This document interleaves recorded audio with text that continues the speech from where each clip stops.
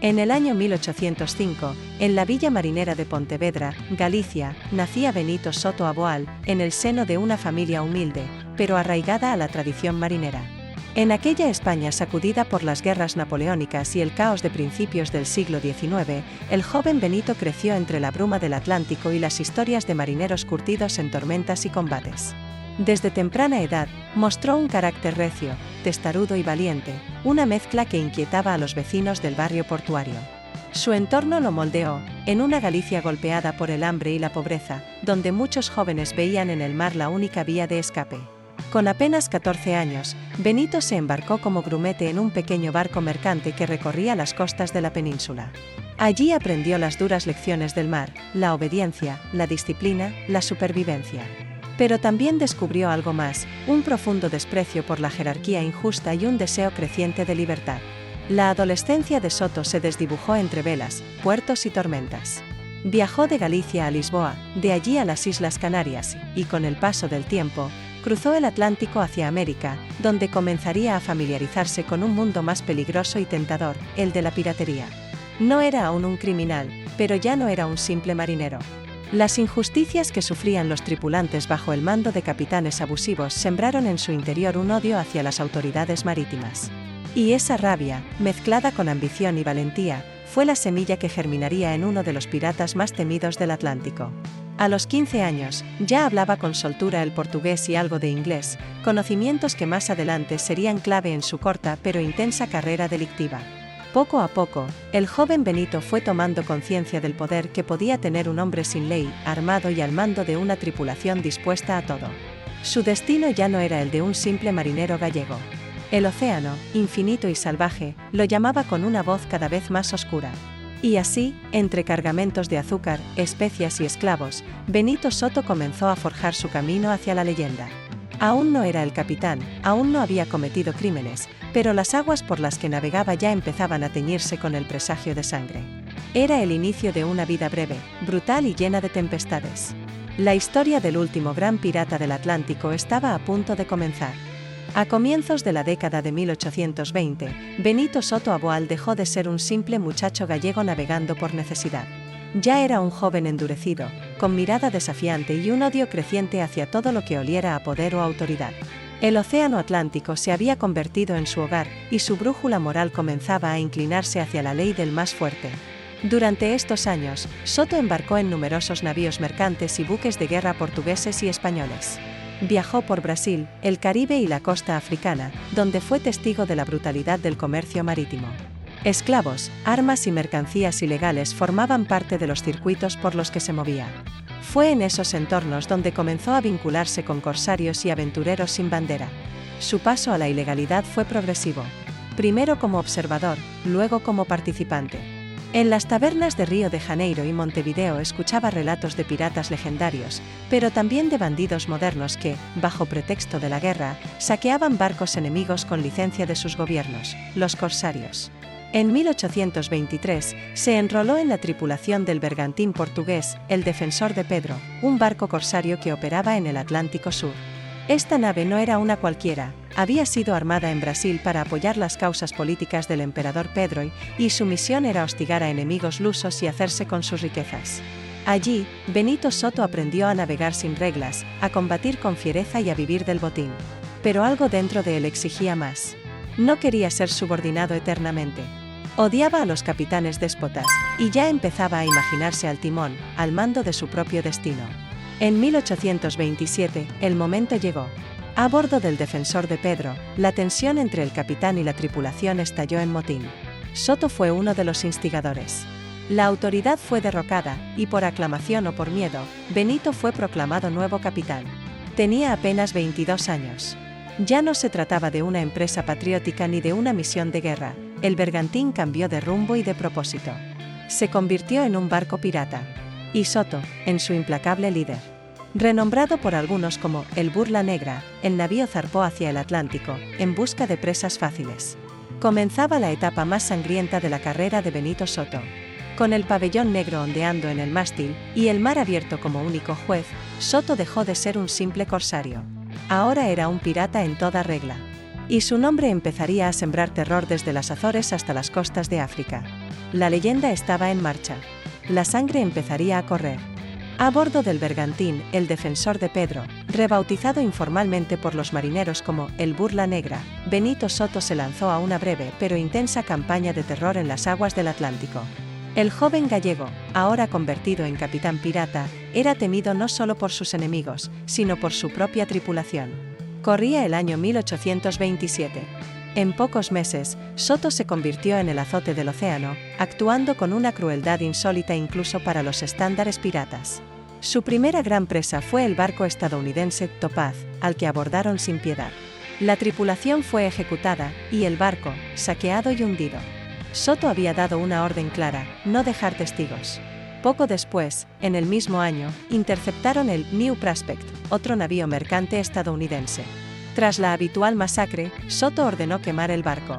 Su método era brutal, directo y sin remordimientos. Cada acto de violencia reforzaba su reputación, mientras la bandera negra ondeaba en el horizonte como un presagio de muerte. El terror no se detenía. El Burla Negra se desplazaba como una sombra veloz entre Madeira, Cabo Verde y las Azores. El Atlántico Oriental, antes transitado por mercantes británicos, portugueses y españoles, se convirtió en una zona de riesgo. Soto era rápido, impredecible y despiadado. Uno de los ataques más infames tuvo lugar cuando capturó el barco Morning Star, un buque británico que transportaba pasajeros civiles. Aquí, la leyenda de Benito Soto alcanzó su punto más siniestro. No solo saqueó el navío, sino que ordenó la ejecución de varios pasajeros inocentes. Aunque algunas mujeres fueron dejadas con vida, los relatos hablan de vejaciones y una frialdad sobrecogedora. El suceso del Morning Star provocó una oleada de indignación en la prensa británica.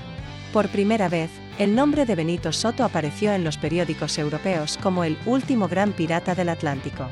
Las autoridades coloniales y navales comenzaron a movilizarse para capturar al gallego sanguinario. Pero Soto parecía invencible. Su tripulación, aunque temerosa de su capitán, permanecía leal, al menos mientras el oro fluyera. En cada botín, Soto tomaba la parte más jugosa. Su ambición era desmedida, y su carácter, imprevisible. Mientras otros piratas se conformaban con evitar enfrentamientos, Soto buscaba el combate. Navegaba de noche, cazaba con sigilo y golpeaba con furia. Ningún barco estaba a salvo. Para él, el mar no era una vía de escape, sino un campo de caza. Y su instinto lo guiaba sin piedad. Durante más de un año, Benito Soto y su Burla Negra impusieron una dictadura del terror en alta mar. Pero esa gloriosa etapa de crímenes y saqueos no podía durar para siempre. La justicia, lenta pero tenaz, comenzaba a cerrar el cerco. La cacería había comenzado. A finales de 1828, tras meses sembrando el horror en el Atlántico, Benito Soto comenzó a sentir el peso de sus propios crímenes. La fama, que antes le servía como advertencia, se volvió una condena. Las armadas británica, portuguesa y española habían comenzado a intercambiar información, cerrar rutas y rastrear los últimos movimientos del bergantín maldito. Soto, aunque aún joven, ya no era el pirata impulsivo de los primeros abordajes. La paranoia se había instalado en su mente. Sospechaba de traiciones, castigaba con violencia cualquier insubordinación, y comenzó a tomar decisiones más erráticas. Su sed de oro no había disminuido, pero ahora buscaba tierra firme. Quería desaparecer, con un botín lo bastante grande como para vivir el resto de su vida en el anonimato. La nave, cada vez más deteriorada, cargaba en sus entrañas oro, joyas, telas y mercancías saqueadas de múltiples barcos. El problema era que también cargaba con los recuerdos de sus crímenes, con testigos sobrevivientes y un rastro de sangre imposible de borrar. Fue entonces cuando Soto cometió el error que marcaría su destino: intentar regresar a Europa. Decidió dirigirse a las costas gallegas, en busca de refugio y tal vez de una nueva identidad. Pero sabía que un barco tan notorio como el Burla Negra no podía presentarse sin levantar sospechas. Así que trazó un plan: hundir el barco frente a la costa y dividir el tesoro entre los tripulantes, quienes partirían en pequeños grupos hacia distintos puertos. Pero incluso en este último acto, el caos reinó. Hubo discusiones internas, disputas por el reparto del botín y rumores de que algunos querían entregar a Soto a cambio del perdón. La tensión estalló cuando el bergantín fue avistado cerca de las costas portuguesas. Allí, frente a las aguas de Cádiz, el Burla Negra fue interceptado por una nave de guerra portuguesa. La persecución fue breve y terminó en tragedia. Soto ordenó encallar el barco para evitar su captura. Muchos murieron en el caos.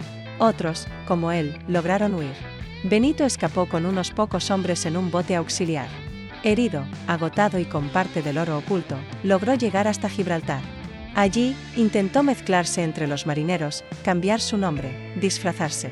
Pero su reputación lo había precedido. Mientras tanto, en Londres, Lisboa y Madrid, las autoridades ya conocían su rostro.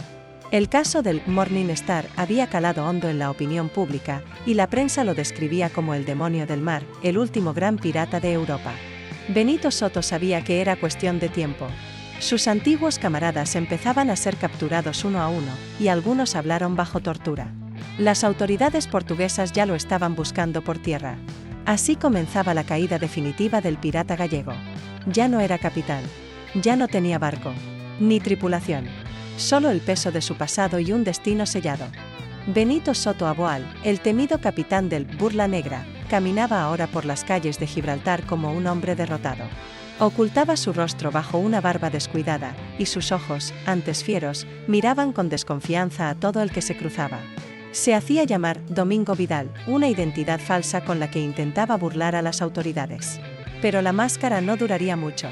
En febrero de 1829, mientras bebía en una taberna del puerto, uno de los marineros que lo conocía lo reconoció. Tal vez por miedo, tal vez por una recompensa, lo denunció de inmediato. Soto fue arrestado por las autoridades británicas y entregado a la justicia portuguesa, pues muchos de sus crímenes se habían cometido en aguas donde Portugal reclamaba jurisdicción. Llevado encadenado a la prisión de Cádiz, fue recibido con una mezcla de morbo y odio.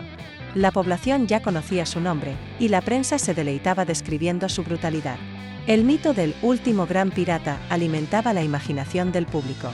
Pero lo que encontraron no fue a un monstruo salvaje, sino a un joven de apenas 24 años, delgado, demacrado, pero con una mirada firme que aún desafiaba a sus jueces. El juicio comenzó en Lisboa en el año 1830. Fue un proceso largo, lleno de testigos y relatos espeluznantes. Se le imputaron múltiples asesinatos, robos, naufragios provocados y actos de barbarie, especialmente por el ataque al buque Morning Star. Sobrevivientes del ataque declararon, algunos con lágrimas, otros con ira contenida. Benito Soto nunca negó haber sido pirata. De hecho, en varias audiencias habló con frialdad de sus acciones, como si fueran parte de un deber natural.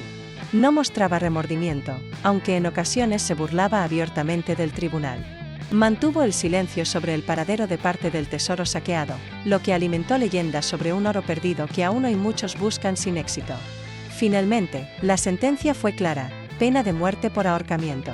La fecha se fijó para el 25 de enero de 1830. Durante los días previos a su ejecución, Benito se mantuvo sereno. Algunos decían que rezaba, otros que escribía. Pero lo cierto es que hasta el último instante conservó su orgullo. En la cárcel recibió visitas de curiosos, periodistas y hasta sacerdotes que intentaron redimirlo. A todos los trató con la misma ironía gélida.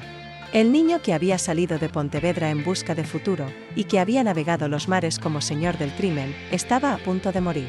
Pero la leyenda, ya entonces, había comenzado a inmortalizar su nombre. Era la mañana del 25 de enero de 1830. En las calles de Cádiz, el murmullo de la multitud crecía con cada minuto. Hombres, mujeres y hasta niños se agolpaban para presenciar el final del hombre al que la prensa había bautizado como el demonio del Atlántico. Benito Soto Aboal fue sacado de su celda al amanecer. Llevaba una camisa blanca y un pantalón oscuro. No pidió clemencia. No suplicó. A cada paso hacia el patíbulo mantenía la cabeza en alto, como si aún fuese el capitán de su navío fantasma. Cuentan que subió los escalones con calma. Que al llegar a la horca, miró fijamente a la multitud, y con una voz firme, lanzó una maldición: «Morid todos, canallas». Y entonces, antes de que el verdugo activara la palanca, escupió al suelo. Era su último gesto de desprecio hacia el mundo que lo condenaba. El cuerpo de Benito Soto quedó colgando varios minutos, balanceándose suavemente sobre el cadalso. Fue enterrado en una fosa común, sin nombre, sin cruz, sin memoria oficial. Las autoridades querían olvidar al pirata. Pero el pueblo, no. Porque su historia no murió con él. En los años siguientes, las leyendas crecieron. Algunos decían que había escondido un enorme tesoro en las costas gallegas, cerca de San Vicente do Mar. Otros afirmaban que sobrevivió a la horca gracias a un doble sobornado, y que vivió en secreto en América del Sur bajo otro nombre. El mito del Burla Negra se alimentó durante generaciones. Surgieron canciones, cuentos de taberna, novelas y hasta obras de teatro. En Pontevedra, su ciudad natal, su figura fue durante años un tabú, pero también una sombra persistente. El hijo del mar, el pirata español por excelencia, había desafiado al mundo entero y había pagado con su vida. Con el paso del tiempo, algunos lo vieron como un monstruo. Otros, como un rebelde contra las injusticias de una sociedad podrida. Pero la historia no olvida los actos. Benito Soto no fue un héroe. Fue un asesino, un saqueador y un símbolo de una era que se extinguía. Su muerte marcó el fin de la gran piratería en el Atlántico. El último de su estirpe. Y sin embargo, en cada historia de galeones hundidos, en cada ola que golpea las rocas de Galicia, hay quienes todavía escuchan el eco del Burla Negra, y el nombre de Benito Soto flotando entre el salitre y la bruma.